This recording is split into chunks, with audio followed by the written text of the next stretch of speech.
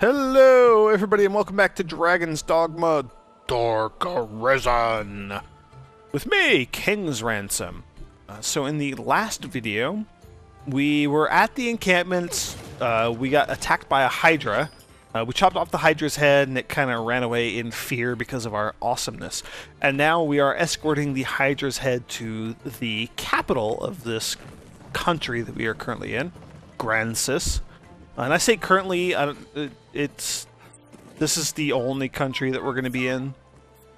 So it's the capital of our area, our game region. We are fighting off a lot of goblins, so we got to protect this Hydra head here. We got to protect the ox that is pulling the cart, although we don't really need to protect it. I mean, if it gets killed, then no big deal, because this is a story mission, and it is required that we complete this. So, not a tremendous amount of pressure. I think it's more just to get us used to the idea. There are a lot of escort quests in this game. Anyway, so we are protecting this thing. We are guiding this Hydra head back to the capital, which will, yeah, you can kind of get a view of there. It's that big old castle-y looking thing in the distance. And of course, we're going to keep getting ambushed by goblins. Thank you for punching me in the face, knocking me down. We're going to make a present of this Hydra head to the Duke. The Duke is, you know, as you might suspect, in charge of the entire area.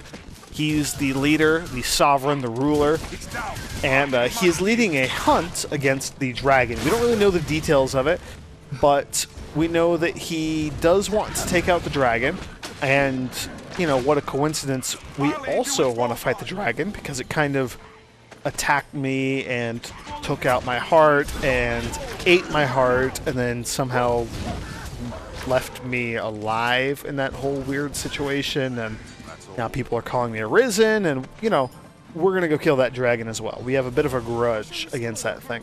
They're ahead. So, Gran Soren is in sight. yeah, that's it right there. Nearly there, men. It's a pretty fantastic view. You got to admit, that is just some gorgeous scenery right there. So we're going to go ahead and take this Hydra head there, and we're going to make a gift of it to the Duke, and hopefully he will shower us in praises and let us join the hunt for the giant, freaking, stupid jerk dragon. In the meantime, we got a lot of monsters and, I don't know, humans, bandits, highwaymen, whatever you want to call them, to fight. I would like to take out the archer first. Those archers are really annoying.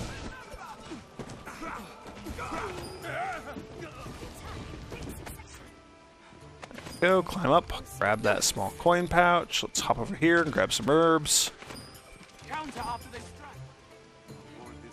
thought I just heard goblins in the background, but I don't know, maybe not. Alright, so we're almost done with this. Not too much further left to go. Seems all roads lead to Gran Soren. You can hear some crickets in the background. That's because I believe it's turning to evening. Yeah, I think the sun is setting kind of behind those mountains there. So we should probably make it to the capital there before night really falls. I am going to want to wander around here and show off the area at night, because night in this game is significantly different from daytime. At nighttime, you'll fight a lot of like undead creatures, ghosts, zombies, skeletons, those sorts of things. It's, you know, it's pretty interesting. It's pretty awesome. It is kind of a bit of a overdone RPG trope that you'll fight zombies and undead at night, but, you know, it does shake things up a little bit in this game. Makes night significantly different. Kind of makes you have to rethink your strategies. I'm also going to kill a bunch of these oxen here, or as many of these as I can. These oxen can drop a lot of meat, although that one did not really drop anything significant. They can drop meat, including, they have a rare chance to drop ambrosial meat, which is super awesome and amazing. But they'll drop scrags of beast, which is just kind of a general, like, drumstick or ham hock, like a chunk of meat. That scrag of beast there that I'm acquiring. They can drop other things as well, but it looks like these guys aren't going to, which is kind of irritating. They can drop beast steaks. Anyway, it doesn't... Yeah, there, it looks like that guy dropped some. Beast steak. So, meat is an interesting item in this game. Meat and, you know, kind of the close cousins, fish.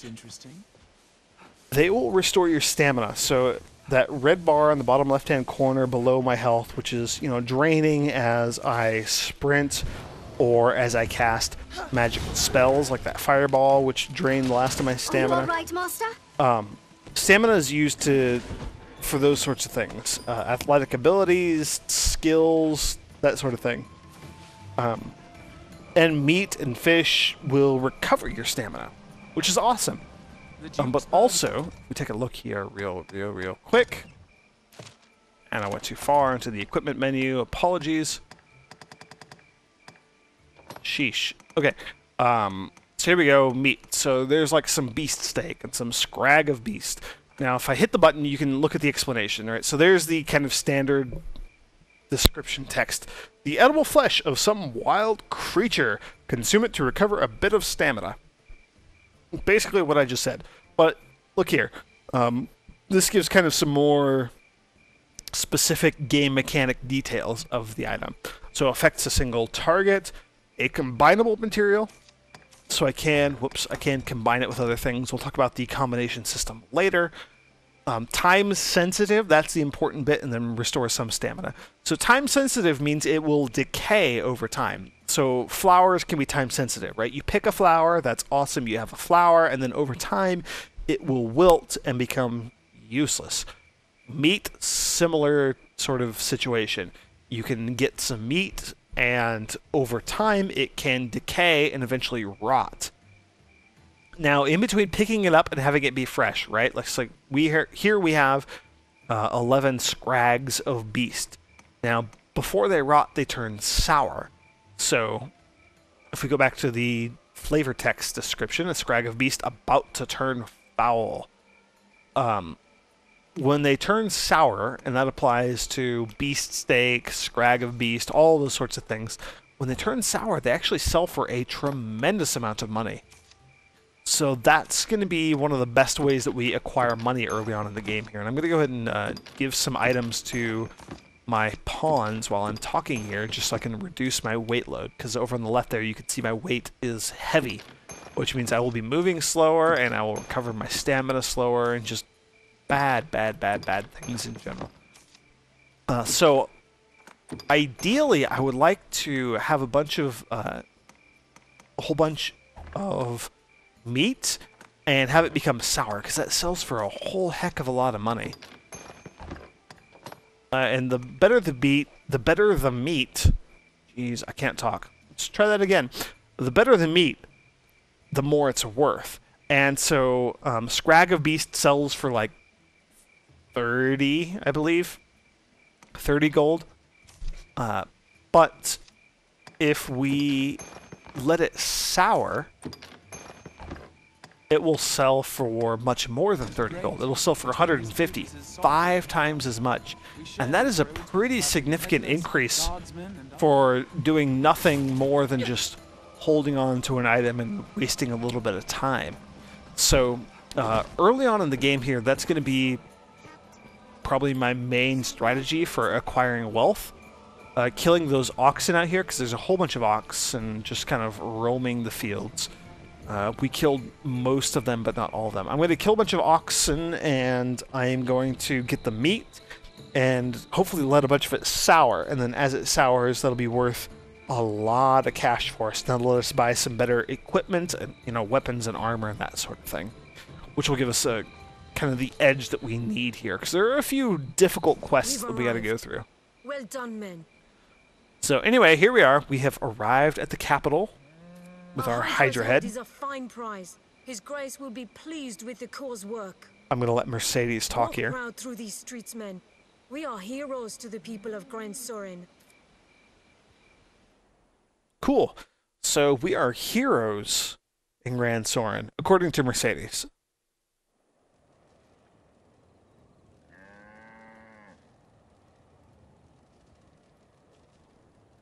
Got another little cutscene here. This way leads on. So we're all going to rest until the next morning. We get a cutscene. I'll have word sent for you, friend. Pray, sojourn in the capital a while. Okay, so she is going to go and talk to the Duke, and she's going to kind of let him know what's up and give him some tips. You know, hey, the Arisen, hot stuff. You should really get this person hunting the dragon, that sort of thing. And then she's going to send for us later once we have a chance to actually meet with the Duke. She's going to schedule something, and we're going to meet with him. In the meantime, this creepy guy that the game kind of zoomed in and focused on, Mason, he has something to say to us. I am called Mason, if it please you. Now you're come to the capital a conquering hero, you'll be needing aught to do, eh? My word to you, begin with the pawns. Inquire about them here in Gran Soren. That's actually decent advice, because the pawns are kind of an oddity, and we have the ability to command them and befriend them and summon them, and nobody else really does. So, yeah, it might be worth investigating why that's the case. Their kinds woven tight into the fate of the Arisen. If you know your destiny... See, and so he's talking about destiny and fate and how the pawns are important to the Arisen. So, yeah, seems like a significant thing for us to do. And then again, Antonio and Ilda know more about this quest. They know more about pawns than I do at the moment, so they will give me a bit of advice if I talk to them. Sarah who may know something. See, so there's a woman called Sarah who may know something, and Antonio says, yeah, same thing. Know something. So we could try to find the Sarah or not. There's other ways to get that information. Anyway, so there's an alehouse here. These are some quests on the notice board, just like we encountered previously.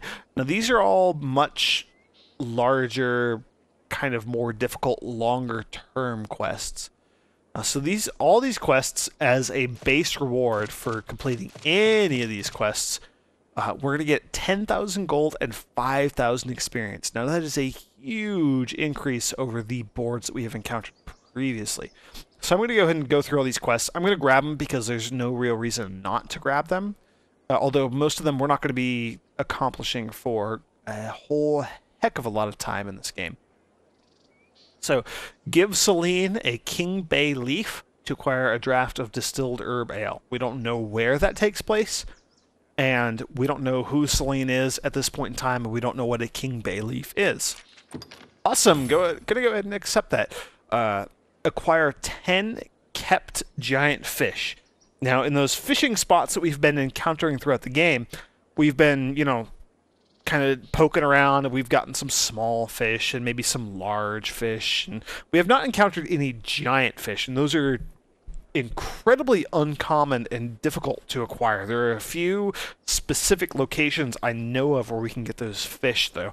And then kept means we need to put them in an airtight flask. I don't know that I've talked about that much, but the airtight flask will keep items from aging, so it'll prevent fish or meat or flowers or, you know, fruits, anything like that. It'll prevent it from aging and rotting, so that's good. But we need to acquire 10 of those kept giant fish, so I'm gonna go ahead and grab that.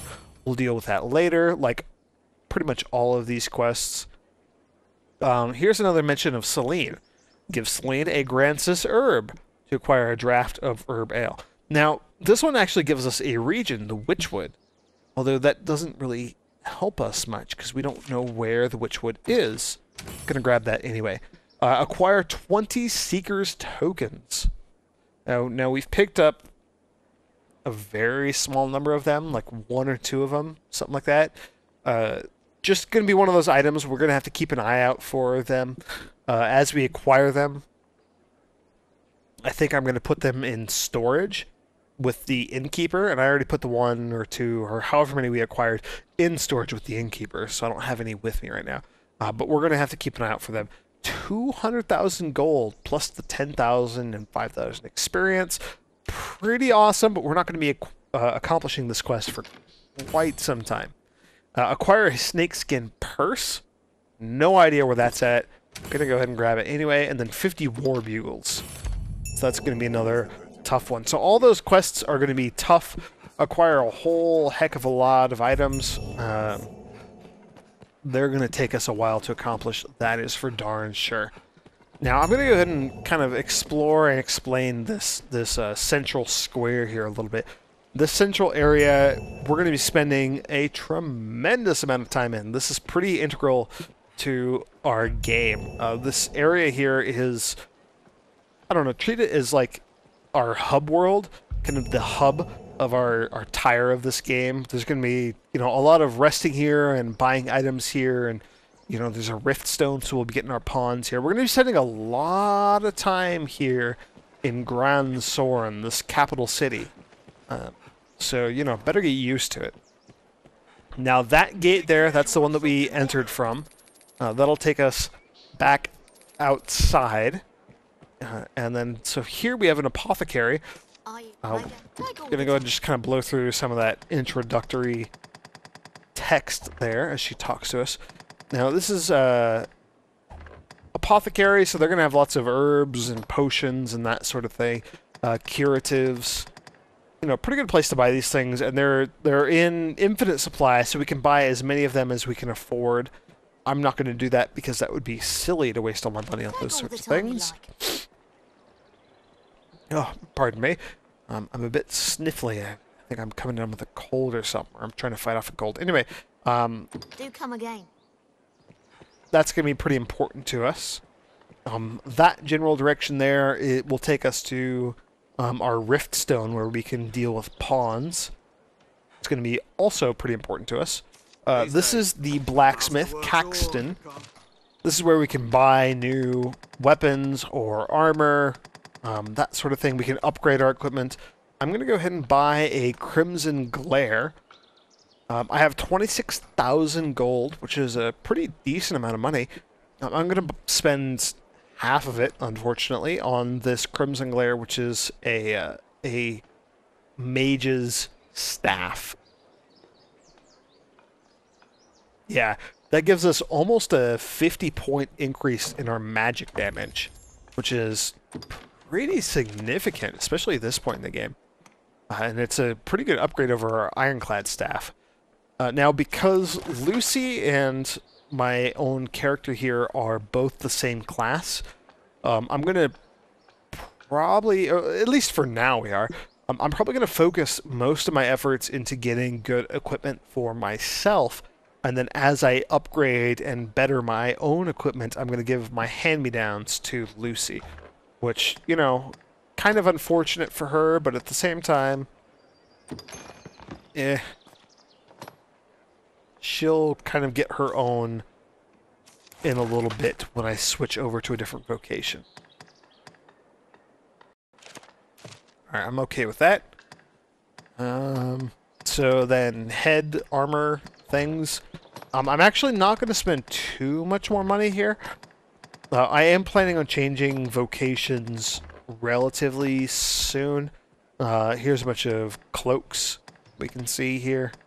I have a decent cloak equipped right now. My current cloak, I don't know if I've talked about it any. Okay, shoulder cape. So, this shoulder cape actually boosts my maximum stamina limit. So it gives me extra stamina, which is fan-freaking-tastic for now. Also, actually, enhance weapons, Crimson Glare. This costs... Actually, I'm going to go ahead and talk about the upgrade thing, because I have not talked about the upgrade system at all yet, I don't believe. So all of your equipment, weapons, armor, those sorts of things, they can all be upgraded, and there are 3 stars. So there are 3 different levels of upgrade. There are more upgrade levels later. Spoilers, sorry. But there are additional upgrade levels later, way later in the game. But for now, there's 3. So for all items, the first upgrade level just costs money. So to upgrade, Crimson Glare, my new staff that I just purchased. One level would cost 960 gold. You can see that on the left there. And here you can see all the upgrade lists, you know, all the items and money and stuff that you need over on the left. Now, it typically goes, first level is money, second level is more money, and then also a maybe somewhat uncommon item. And then the third upgrade is money and then a rare item. So Firefly Stones, those are a very rare item that we have not encountered yet in the game. They're going to be fairly tough to come by for now where we're at. Similarly, Traveler's Hood, so you can see money, absorbent rags, and then hemp for the different upgrades. And the money goes up tremendously. Here we go. Leather chest guards, so money, then wolf pelts, and then Saurian scale. We don't even know what a Saurian is at this point. Set of ladies trek wear, money, money plus gold ore, and then money plus hunk of gold ore. And then, you know, anathema grass, king bay leaf. So you can see all these different items are required to upgrade our equipment. I'm going to go ahead and upgrade the Crimson Glare because it just requires a lantern. Now, one more thing about the upgrade system. You don't have to do the upgrades in order. And typically it's best not to upgrade them in order. So I could spend 960 here to upgrade it once. And then 2,980 there to upgrade that again. So it's about 3,000. This is about 1,000. So I could spend 3,000 and a lantern to upgrade it to 2-star, or I could spend 1,000 to upgrade it here, and then also 3,000 to upgrade it here. So 4,000 total. Like there's no, it's not cumulative. It doesn't stack. It doesn't get better if you upgrade once and then a second time and then a third time. And if you can just go for it and upgrade it all the way to 3 stars without having to pay or use items for any of the intermediary levels, that is definitely the best thing to do. So if I upgrade it once here to 1-star, that'll give me 15 strength and 135 magic. And if I upgrade it a second time, that'll put me at 20 strength and 148 magic. Now, it doesn't matter what order I do. If I do the first one and then the second one, I will still end at 148. If I just do the second one here, like I'm going to, I will still end at 148 magic. So there's no reason not to upgrade all the way if you can. And in fact, it kind of discourages you from upgrading at the lower levels because you really want to hold off and save that money and save those items so you can upgrade all the way, fully and completely. Now here, I'm not going to get any Firefly Stones for quite a while, I believe. So I am okay upgrading this to a 2-star weapon. That'll give me a pretty significant increase in my offense. I just kind of wanted to point that out, that the upgrading and the item acquisition and all that stuff, I'm going to be dealing with a lot later off screen. I don't want to subject you guys to all of this quote-unquote torture, kind of the tedium of doing all this stuff. Now there's a quest board here. This is an inn. This is our inn. We're going to be spending a lot of time at this inn. It's very important to us. I'll show you why in just a moment. But there's a quest board here. This is, I believe, exclusively for escort quests. So as we talk to NPCs and befriend them, and as they need assistance traveling from one place to another, they will put up escort quests on this board. And I'm going to be doing some of them. Definitely not all of them because, oh my gosh, that's so tedious. But I'm going to be doing some of them on camera just so you guys can see. I'm probably going to label those as side quest missions, side quest videos, so that they can be skipped without losing anything integral to the story. But that's going to happen later on. So this person here, she's wearing the extra super awesome Dark Arisen clothing set that I also have. This is Madeline. I aim to put down roots in a shop of my own. She's a pretty important person. She is a shopkeeper, as she mentions right there. She wants to actually settle at some point and set up her own shop. Right now she's kind of a traveling salesperson. Many fled the dragon, never to return, so good land is both plentiful and cheap. You'll find naught but the finest wares here. So if we talk to her, she has a whole bunch of potions and a whole bunch of periapts, which I haven't really talked about in arrows, and you know, I'll talk about this junk later. But she has some weapons and armor here, and the weapons are pretty evenly split between mages' weapons and then the rogues, the striders' weapons. So daggers, bows. She sells magic bows. This is, I'm pretty sure, the only place where you can acquire a magic bow this early in the game. 12,000 to buy a magic bow, which is only used by one class, which is the arcane archer. And we'll be talking about the classes more later, of course. But you can buy, you know, various mages' staves and bows and daggers. And for the armor, it's a lot of mage armor. For the most part. Don't want to be buying stuff. That would be accidental. Oops. And then, so she sells a few pieces of jewelry as well. The Restless Earring for a ridiculous amount of money that I cannot afford yet. Restless Earring, kind of as the name implies, it will help you to resist falling asleep, help you to prevent the sleepiness status effect, which is good. Keep you awake longer. It's the Caffeine Earring. The Rose Ring, which will help you to resist the being caught on fire. It'll help to prevent you from catching on fire. $30,000, still really expensive. But the Baleful Nails, I'm going to go ahead and buy that for myself. Only $2,400. Very awesome. It gives you plus 10 to your attack, whether it's physical or magical. And that's awesome. And I don't have any jewelry right now for myself, so there is no downside to this. I'm not sacrificing anything at this point in the game. Now, if you look at the items, so like for example here, if we look at Dose of Strength, you'll see Dose of Strength, amount, that's how many I have. How many I want to buy here, that's a little slider, 0, 1, 2, 3, and so on. How many I want to purchase. How much it weighs, that's the next column there. So 0.15, fairly heavy for these potions, and then how much it costs, so 150 gold.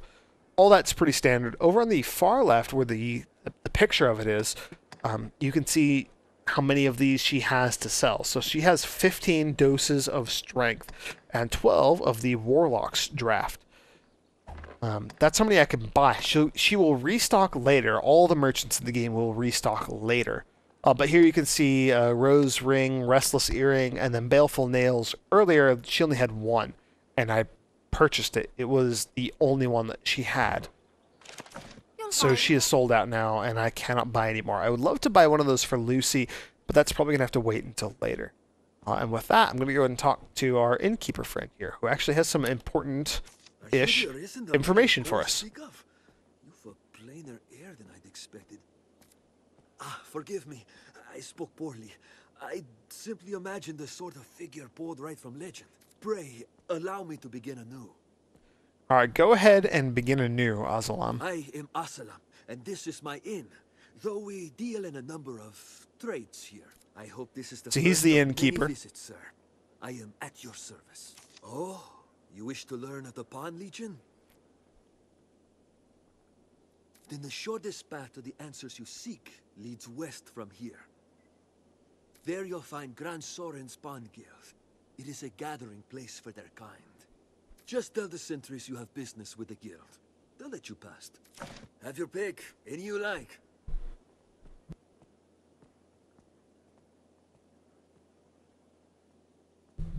Apologies, I had a cough there.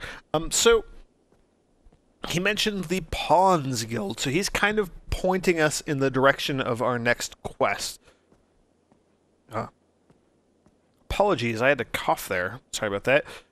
So we talked to Azalam here, and he kind of pointed us in the direction of our next quest. He mentioned the Pawns Guild. So we're going to go check that out, but first I want to see what he has to offer. So, 500 gold to rest for the evening. Very good. I'm actually going to do that here in a moment. We can manage our stored items. All innkeepers link to kind of a bank, if you will. A place where you can store all your items and equipment and things that you don't want. It has some good benefits, like if you store meat there, it won't spoil, it won't go bad over time. So, you know, stuff like that, good. Good for also storing equipment specific to a vocation. I'll talk about that in a bit. Learning and setting skills. I don't know that I've talked about this much. You're in your vocation, so like I'm a mage, and you can see over on the left there, or kind of to the left of the middle of the screen, rank. And there's a whole bunch of empty circles, and then there are 4 filled in circles. So I am rank 4 for a mage. And as you level up and you kill monsters and you gain discipline as a mage, and discipline is just kind of an extra currency, kind of similar to experience, sort of ish. It's used. Discipline is used to purchase skills. Anyway, as you do awesome things in a vocation or as a character class, you will go up in rank, and as your rank increases, you will gain the ability to purchase new skills. So my rank is high enough right now that I can buy Dark Boon, Holy Boon, Thunder Boon, Ice Boon, Fire Boon. These will all let me put their respective elements on somebody's weapon, my own or one of my allies or something like that. And then Halidom. This will help us to cure specific debilitations, some status effects. If somebody is poisoned or somebody is, you know, lit on fire or silenced or something like that, this spell will cure that effect. Blaring, which will blind foes. Silentium, which will silence foes. You know, it places a little, it kind of plops down a little area, and anybody who walks into that area will be affected with whatever these spells are. And then there's all these different spells. So we have Ingle the Fireball. High Ingle, now we can acquire, which will just instantly replace our Ingle spell. So I'm going to go ahead and get that. High Levin. I have Levin. Levin is the lightning spell that drops lightning bolts from the sky onto enemies. High Levin will do more lightning bolts, and those lightning bolts will do additional damage. So that's a good thing. Core skills are skills we don't have to equip that we will just automatically have. They're kind of tied to our weapons. So whenever I have a staff or an arch staff, I will be able to use Levitate if I purchase Levitate, which I'm not going to. And then augments, when I buy and equip these augments, I can use them as any class. So if I buy this augment right here, Apotropasm, I don't know how you pronounce that. Anyway, whatever this is, intervention, hooray! I will have this ability in any of my other classes. These other ones right here, whoops, like Ingle or Frazzle or Levin or these sorts of things, they're tied to this particular class. Or in this case, you know, you can see in the bottom right-hand corner, Silentium can be used by both Mage and the Sorcerer. That's kind of what those two symbols mean. Whereas Halidom can only be used by Mage and not by Sorcerer. That's why there's only one of those banners there. You'll be able to learn how to tell the difference kind of as you play the game. All the different classes have different banner symbols. Anyway, so augments can be used by the classes, and they're very, very, very good things to have. Now I'm going to go ahead and spend a bunch of money and get a bunch of these skills for Lucy, my mage. Lucy is going to stay a mage. I, myself, as a character, am going to be bouncing back and forth between a bunch of different classes. So I'm not expecting to stick with any one class for very long. I'm going to go back and forth. Like, I'm going to be a mage for a while, and then maybe like a strider, and then probably back to a mage. The stat growth is important, as I've mentioned. I want high magical offense, but just as important, if not more important, I want really high stamina, so I can cast lots of spells, I can run far, I can climb on things.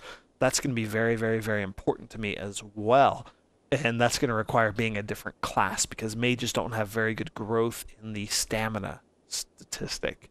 So anyway, Lucy is going to be a mage for pretty much all her life. When she's not a mage, she's going to be a sorcerer, and all these spells will carry over between the two.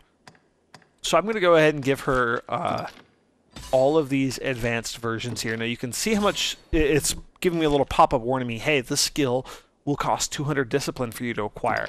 Now you can see at the top there, Lucy right now has 1,300 discipline, 1,344 to be exact, which is now 644.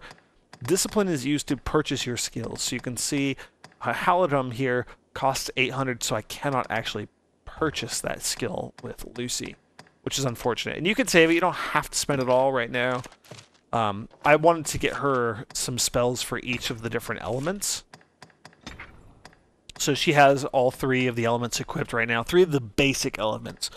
Fire, ice, and lightning.